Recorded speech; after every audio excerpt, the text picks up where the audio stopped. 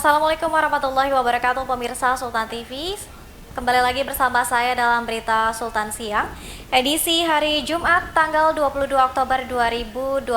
Bertepatan di hari ini adalah momentum Hari Santri tahun 2021. Sejumlah informasi menarik, teraktual dan terpercaya seputar Banten dan juga nasional telah kami rangkum untuk Anda. Berikut berita selengkapnya.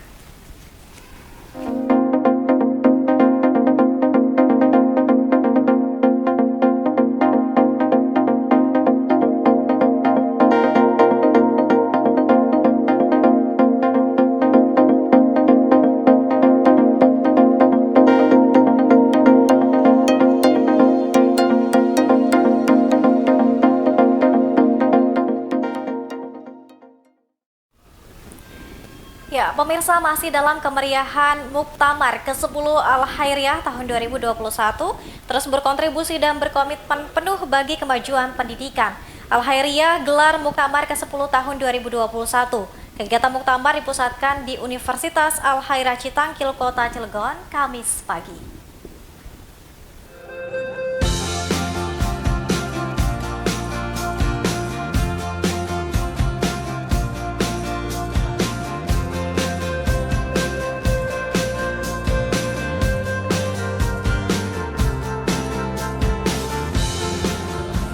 Adapun gelaran Muktamar Al-Khairiyah ke-10 tahun 2021 dibuka secara resmi oleh Menteri Badan Perencanaan Pembangunan Nasional atau Bappenas dan Kepala Bappenas Suharso Monoarfa, Dewan Pertimbangan Presiden Muhammad Mardiono, Wakil Wali Kota Serang Subadri Usuluddin, tokoh Al-Khairiyah Profesor Atihami, Sekda Kota Cilegon Maman Mauludin, perwakilan pemerintah Provinsi Banten, Kepala Dinas Pemberdayaan Masyarakat Desa atau DPMD, Edong Sohaiti, serta keluarga besar Al-Khairiyah.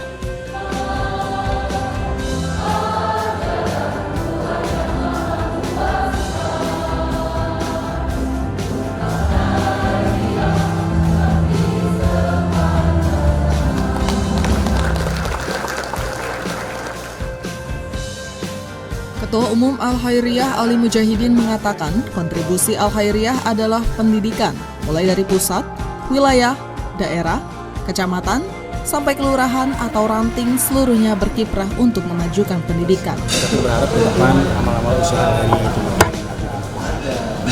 kemudian struktur organisasi Al-Khairiyah sudah mulai berbenah diri untuk lebih terbuka. Buka itu struktur organisasi pada umumnya. Selama ini kan sebutan cabang di Al-Khairiyah itu adalah sekolah dan madrasah. Nah, kita ingin keduanya dijalankan. Jadi cabang itu adalah sekolah dan madrasah, tapi juga ada struktur organisasi yang umum, pengurus DPD, pengurus DPW, pengurus DPD, pengurus kecamatan, pengurus ranting, kita bentuk se-Indonesia. Agendanya itu ya kita berharap sudah pertama bahwa bisa dibeli apa yang lagi 1 tahun ingin saya selesaikan itu 500 orang. Pengurusnya. Jadi berarti dari wilayah cabang sampai ranting. Iya, kita kan bergerak dari organisasi pendidikan ke organisasi massa. Jadi apa namanya? Ya dalam rangka membangun kekuatan struktur yang istimewa wilayah. Batak sampai sampai gym sampai seterusnya gitu. Kayak saya bilang tadi kan nggak tahu kita dari yang kita duduknya besok jadi presiden kan kita nggak tahu. Katanya kan kita 674 cabang. Sekarang mau pengembangan terus, pesantren kita kembangkan, universitas kita kembangkan, terus sekolah kita ya pemerintah kewajiban untuk memberikan dukungan kepada Al-Khairiyah itu. Kenapa? Karena kita sebelum Indonesia merdeka, sebelum pemerintah ada, kita sudah memberikan kontribusi terhadap negara, bangsa dan agama itu. Karena pemerintah yang saling memberikan. Sementara itu, salah seorang peserta Muktamar asal Bojonegara, Kabupaten Serang, Sunarji, berharap melalui Muktamar tersebut apa saja yang direkomendasikan melalui Muktamar bisa memberikan kemajuan bagi Al-Khairiyah. Yang diharapkan untuk saya sendiri yaitu semoga nanti acara Muktamar ini lebih meningkatkan lagi hasil dari sebelum-sebelumnya. Untuk acara Muktamar ini semoga nanti kedepannya lebih meningkatkan lagi hasil dari program kerjanya, lebih meningkatkan lagi hasil untuk kedepannya Al-Khairiyah lebih memutuskan tingkat nasional gitu. Diketahui Muktamar Al-Khairiyah ke-10 tahun 2021 berlangsung pada 21 Oktober hingga 23 Oktober mendatang.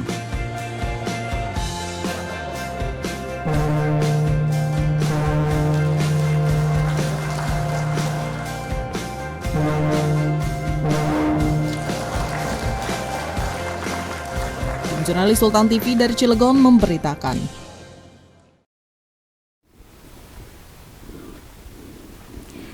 Ya, pemirsa Sultan TV usai jeda kami akan kembali ditemani dengan Bapak Kiai Alwian Khosyid Syamun selaku pimpinan Ponpes Al-Khairiyah Pusat Citangkil Kota Cilegon dengan tema Al-Khairiyah dan karakter santri yang modern. Usai jeda kembali.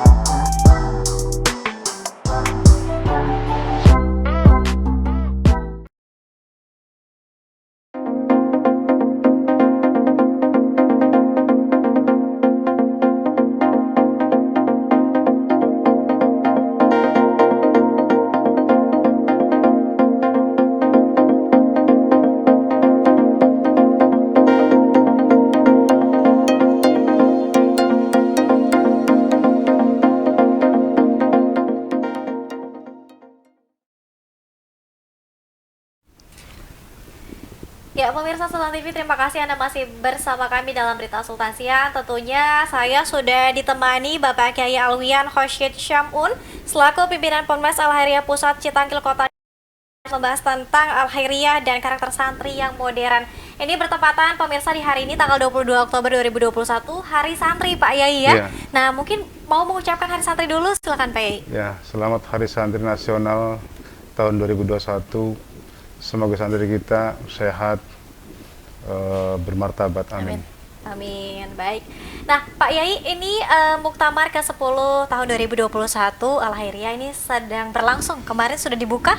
Siapa saja yang hadir Pak Yai saat itu? Pak Menteri Bappenas, kemudian Pak Wantimpes, Pak Haji Mardiono, kemudian para ulama, para peserta dari seluruh cabang, DPD, DPW, PB, Majelis Syuro, dan Badan Otonom Al-Khairiyah. Luar biasa nih. Kalau dijumlahkan berapa peserta yang hadir Pak Yai? Yang kemarin terdaftar seribuan lah. Seribuan. Iya. Penuh ya Unival ya Iya, Pak Yai ya? Penuh. Penuh GSG sekali. penuh. Ya, baik. Nah, Pak Yai, soal Muktamar ke-10 tahun ini sebetulnya spirit apa sih Pak Yai yang ingin diambil? Oh, spiritnya melanjutkan perjuangan para ulama-ulama Al-Khairiyah tempo dulu di bidang pendidikan, dakwah Islamiyah, kemudian pemberdayaan masyarakat dan semangat kebangsaan. Itu yang dilakukan oleh para pendahulu kita di Al-Khairiyah. Dan kemudian dengan sekarang temanya adalah meningkatkan perwujudannya, meningkatkan perwujudan nilai-nilai perjuangan tersebut di era kekinian. Seperti itu. Oke, spiritnya baik. Artinya tantangan di masa sekarang tentu berbeda dengan tantangan di zaman dulu ya Pak Yai ya. Tentu berbeda. Apa kemudian tugas-tugas berat yang kemudian harus ditempuh oleh Pengurus Besar Al-Khairiyah dan juga lembaga pendidikannya saat ini? Pertama, bagaimana merangkai semua potensi-potensi yang ada di Al-Heriyah, kader, kemudian alumni, dan seluruh warga Al-Heriyah untuk bersatu mewujudkan hasil-hasil muktamar kali ini. Itu yang paling terpenting. Kemudian membangun kerjasama dengan eksternal Al-Heriyah, pemerintah, ormas-ormas lain. Itu saya kira yang perlu kita lakukan dalam rangka mewujudkan dakwah Islamiyah melalui Al-Heriyah. Oke, tapi sebelumnya sudah ada sinergitas juga dengan pihak lain? Sudah ada, Pak Yai? sudah. Oke, nah kalau dukungan dari pemerintah daerah dan juga dukungan dari pemerintah pusat seperti apa Pak Yai sejauh ini? Ya, kalau pemerintah Kota Cilegon itu sepertinya akan memberikan beasiswa bagi mahasiswa Al-Heriyah. Kemudian Bapak Presiden telah memberikan bantuan berupa asrama 3 lantai. Alhamdulillah sudah ada, sudah digunakan oleh yayasan. Seperti itu. Lokasinya di Citangkil? Citangkil, Kota Cilegon. lokasi di Citangkil. Luar biasa. Sudah digunakan berarti sudah dibangun ya? Sudah 2018 kalau nggak salah. Oke, 2018 itu luar biasa. Salah satu wujud nyata dukungan dari pemerintah betul. ya, Pak Yai ya. Oke. Nah, bicara soal karakter santri, mungkin barangkali pemerintah Sultan TV juga perlu diinformasikan juga. Apakah Al-Heriyah ini hanya mencetak santri yang hanya belajar agama atau seperti apa, Pak Yai? Ya. Santri sekarang ini kan tantangannya luar biasa ya. Kekinian itu tantangannya luar biasa. Satu, lingkungan ya,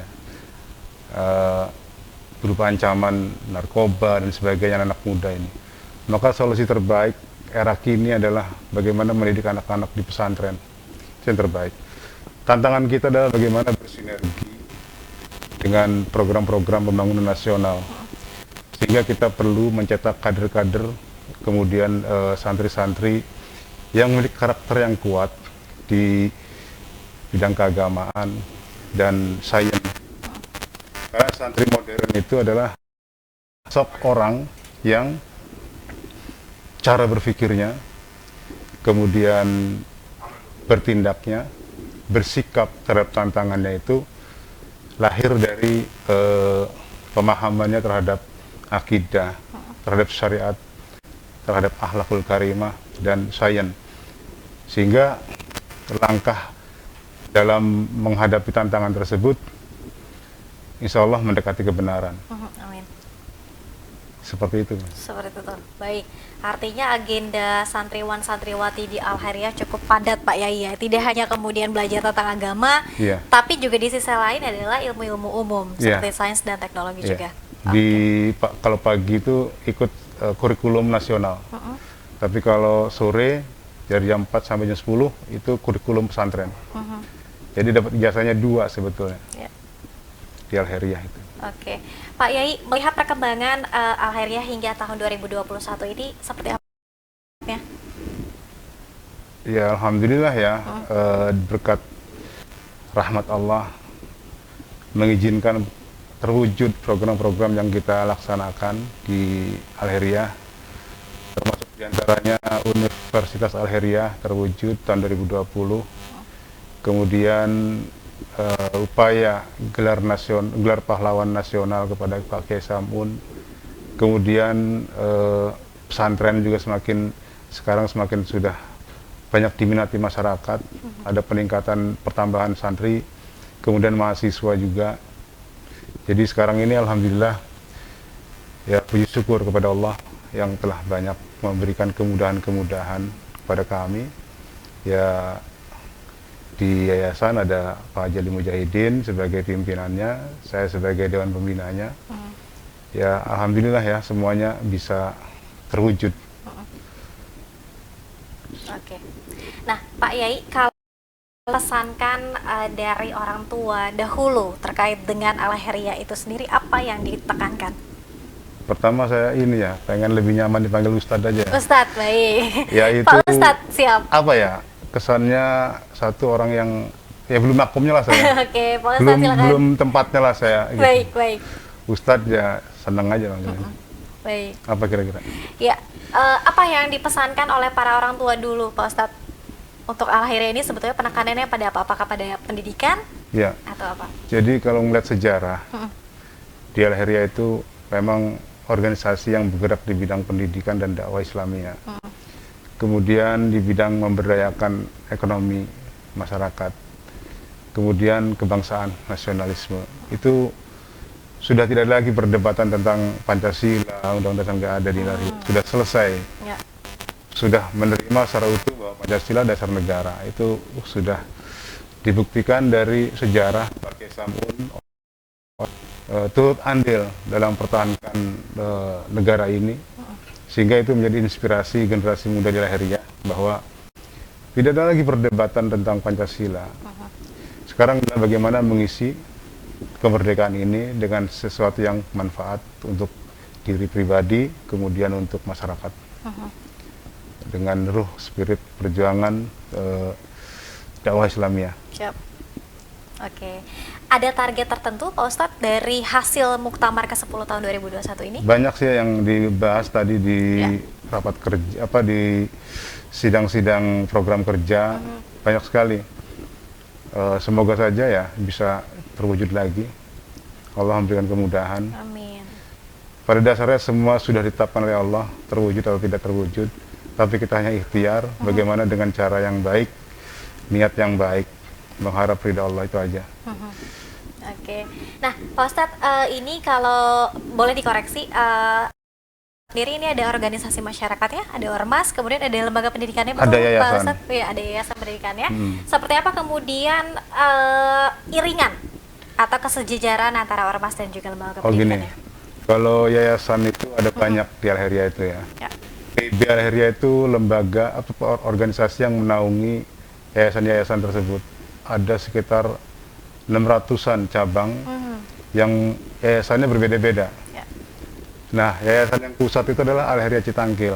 Nah, ini adalah amal usaha PB Al-Khairiyah yang juga dinaungi oleh PB Al-Khairiyah sebagai amal usaha orang tua dulu. Jadi tanahnya tanah wakaf. Semua sudah diwakafkan oleh para leluhur dulu, sehingga kita hanya mengelola agar wakaf itu tetap bermanfaat.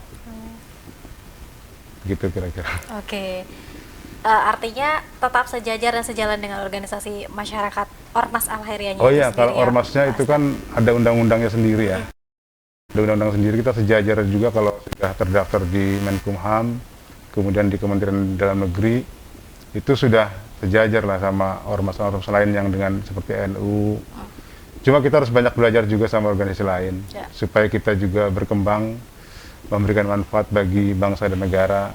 Jadi kita tidak fanatisme kepada organisasi, tapi bagaimana kita merajut kerjasama untuk membangun bangsa ini, sehingga terasa kehadiran ormas itu benar-benar terasa bagi masyarakat Indonesia. Oke, siap. Nah, Pak Ustadz, kalau boleh saya tanya, posisi Al-Khairiyah di antara Nahdlatul Ulama, kemudian Muhammadiyah, dan mungkin organisasi masyarakat keislaman lainnya, Ya. ada di mana? Kalau secara karakter Al-Khairiyah itu dari dulunya memang organisasi yang tidak berafiliasi kemana-mana dan karakteristiknya moderat, tidak lebay ke kanan, jadi apa liberal atau apa, jadi sosialis atau apa. Tapi kita di tengah-tengah, menjunjung tinggi ilmu pengetahuan, keadilan dan sebagainya, itu moderat lah. Sehingga saya menganalogikannya begini. Moderat itu kalau di Islam itu kan umatan wasatan, umat yang tengah-tengah. Kalau kita pernah nonton bola ada wasit ya. Wasit fungsinya apa? Penengah kan, orang yang memberikan hukuman atau apa. Tidak mungkin seorang wasit memberikan hukuman yang adil tanpa pengetahuan tentang aturan. Dan tidak mungkin wasit itu adil jika tidak memiliki integritas moral yang baik. Nah, jadi wasit kira-kira moderat itu seperti itulah. Di tengah-tengah, menjunjung tinggi keadilan, pengetahuan dan sebagainya. Oke.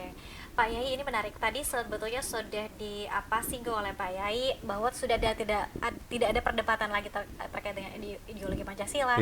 Nah, seperti apa kemudian Pak Yai menjaga santriwati para pengurus Al-Khairiyah untuk kemudian tidak terpapar radikalisme misalnya? Ya. Itu kita di pesantren itu kan ada kajian-kajian keagamaan, fikih dan sebagainya. Fikih kita itu kan fikih-fikih yang moderat, mazhab Syafi'i, empat mazhab itu. Ya. Dan juga kita akidahnya Ahlussunnah wal Jamaah. Jadi saya kira yang bermazhab seperti itu insya Allah nggak radikal lah. Apalagi ditambah lagi dengan ada materi pelajaran keahliriahan. Di situ juga dibahas tentang kebangsaan, sejarah perjuangan Kiai Sam'un membela negara ini. Itu juga harus menjadi inspirasi para santri. Ya. Saya kira itu yang diperkuat di Al-Khairiyah tentang kebangsaan itu. Oke, Pak Yai, melihat perkembangan Al-Khairiyah dari tahun ke tahun, dari perjuangan para orang tua kita dahulu, kemudian sekarang sudah semakin berkembang, apalagi lembaga pendidikannya. Ya. Bagaimana perasaan Pak Ustadz ini? Ya paling bersyukur sama Allah. Kita terlibat di dalam fastabiqul khairat. Jadi fastabiqul khairat itu ibarat Mbak Dea, melihat pohon yang nggak ada pemiliknya, buahnya itu banyak, kemudian nikmat rasanya, bermanfaat bagi tubuh. Kira-kira Mbak Dea mau ambil nggak buah itu? Nggak ada pemiliknya, bebas. Mau ambil nggak? Mau ambil. Ambil ya? Iya. Satu atau banyak? Banyak. Banyak ya? Iya. Nah itu contohnya adalah fastabiqul khairat. Jadi berlomba-lomba mengambil kebaikan. Kalau kita tahu buah itu bermanfaat, pasti kita ambil. Kalau kita tahu kebaikan itu bermanfaat, pasti kita lakukan. Seperti itu, jadi saya bersyukur ada di Al-Khairiyah dalam perjuangan hal yang baik. Jadi di usia saya digeser ke pesantren, itu saya rasa bersyukur kepada Allah, sehingga saya terlibat dalam amal-amal usaha yang baik.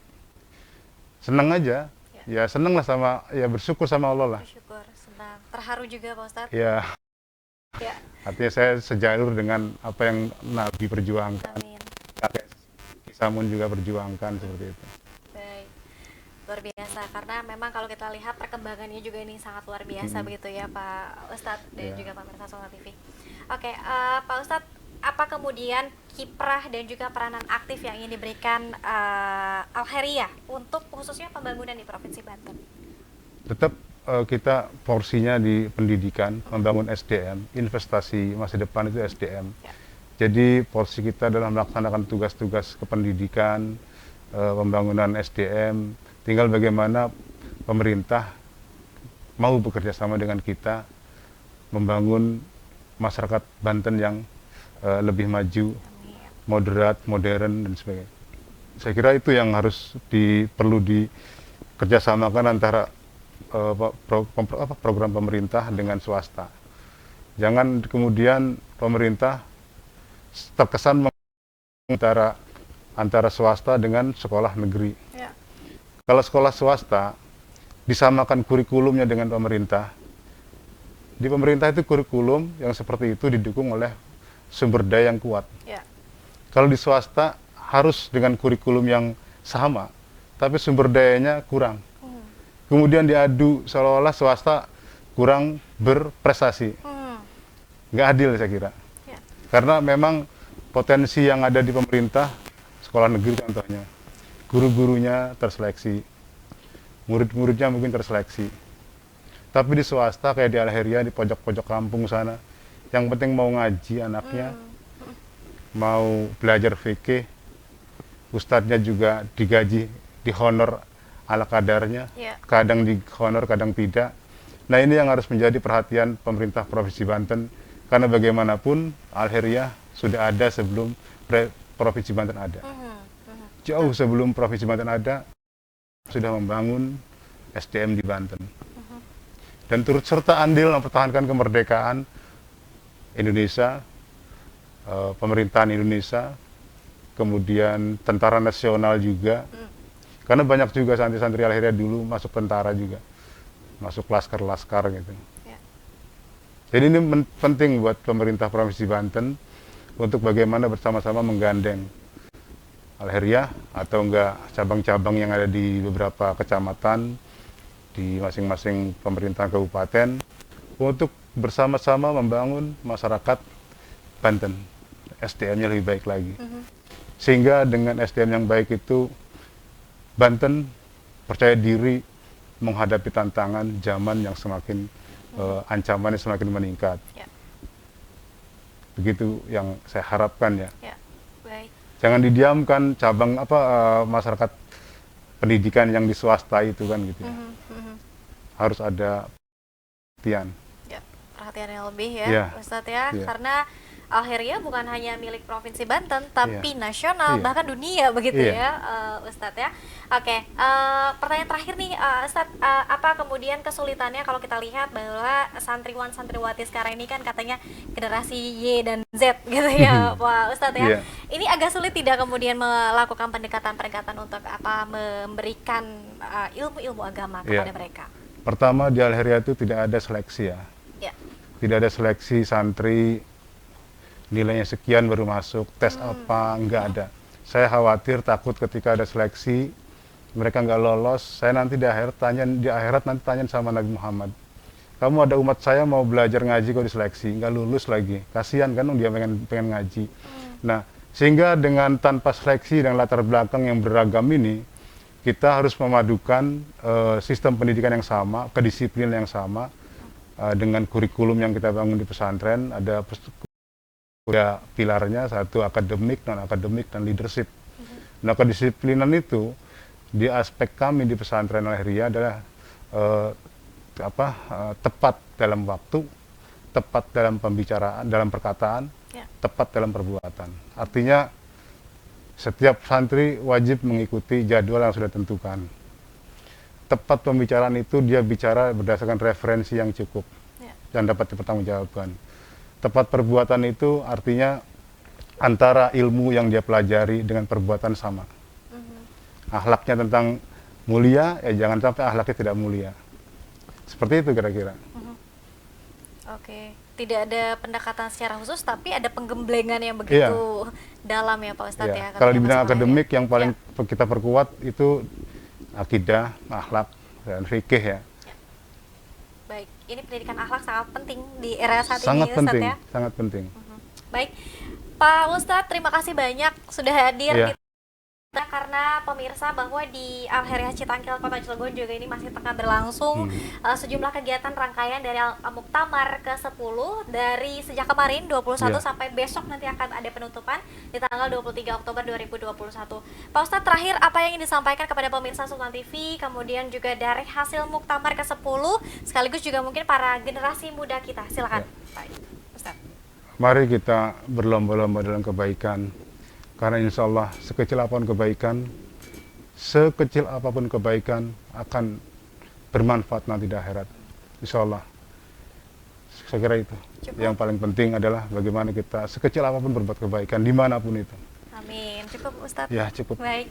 Terima kasih lagi Pak Ustadz Alwian Koshid Syabun selaku pimpinan Pondok Pesantren Al-Khairiyah Citangkil, Kota Cilegon. Terima kasih, sukses dan juga sehat-sehat selalu. Amin. Pak Ustadz. Dan pemirsa, nanti kita juga akan terus mengupdate terkait dengan gelaran Muktamar ke-10 tahun 2021 Kota Cilegon. Semoga ini memberikan manfaat dan juga spirit tentunya tepat di hari ini, Hari Santri tahun 2021. Semoga ini juga memberikan dampak yang positif bagi kita semua. Terima kasih atas kebersamaan Anda. Wassalamualaikum warahmatullahi wabarakatuh. Waalaikumsalam warahmatullahi wabarakatuh. Ustadz, ternuhun.